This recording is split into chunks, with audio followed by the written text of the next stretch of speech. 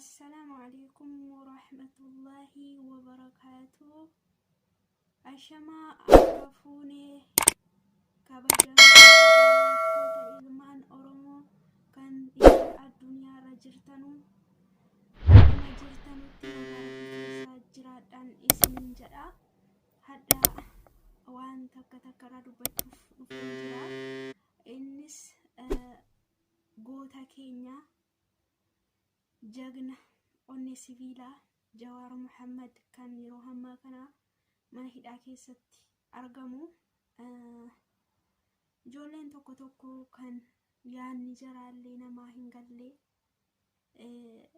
suuraa Jawaarillee gadi deddeebisanii kan arrabsaa jiranuu argeetan baay'ee garaana nyaatee natti dhagahame jechuudha.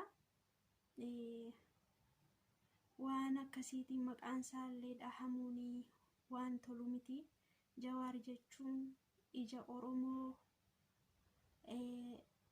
Oromoon akka ija isaa agartuutti kan ilaalu, kan Oromoof kabaja qabu, kan Oromoo garbummaa keessaa baasuudhaaf ifaajee akkasumas aarsaa guddaa kaffalee yeroo hammaa kanatti mana hidhaa keessatti argamu jechuudha. Biyya alaas ture Oromoodhaaf hojjechuu malee rafee hin beeku jechuudha.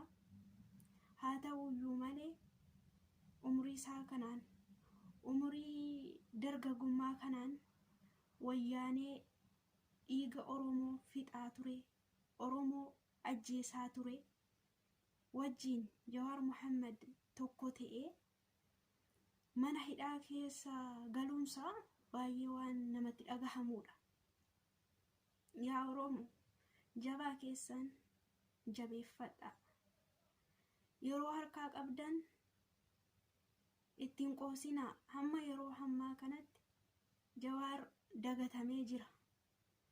Jawaar qofaa miti, qabsaa'onni Oromoo baay'een akkuma beekamu mana hidhaa keessa jiru. Haa ta'u malee namni illee sagalee taaruuf hin jiru, dagatamanii jiru.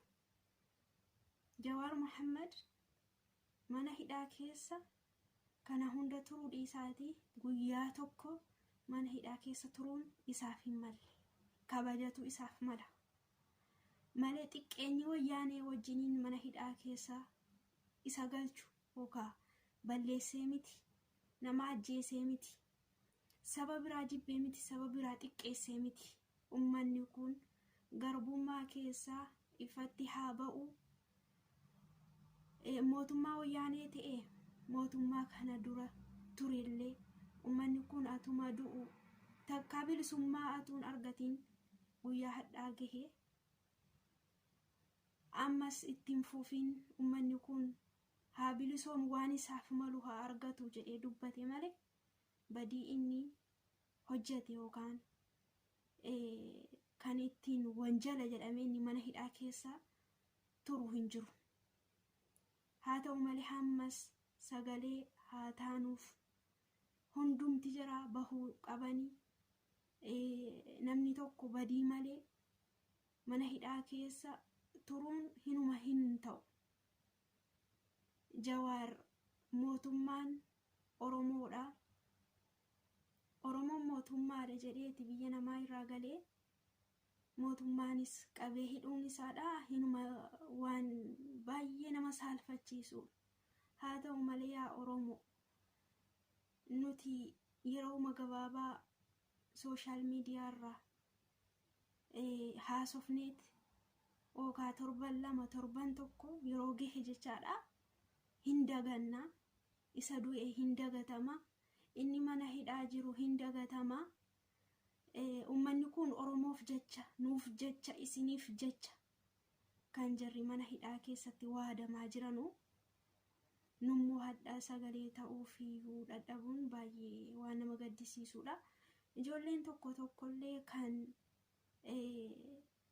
nama mana hidhaa keessa jiru Oromoon tokko jedhee dubbachuu malee garaagarummaa dubbateen beeku. Jawaar Muhammad hadhas boris yoomuu Oromoon tokkuma, Islaamaa, Kiristaanaa ganda akkasiiti atuu hin jedhamin tokkummaadhaan akkuma Jawaar tokkummaadhaan uummata kana walitti fidaa turetti nus tokkummaa keenya jabeeffannee wal xiqqeessu, wal arrabsu, gandaan wal qoodu, islaama kiristaana jennee atu adda waliin baasiin tokkummaa keenyaan jabaannee hafalmannu.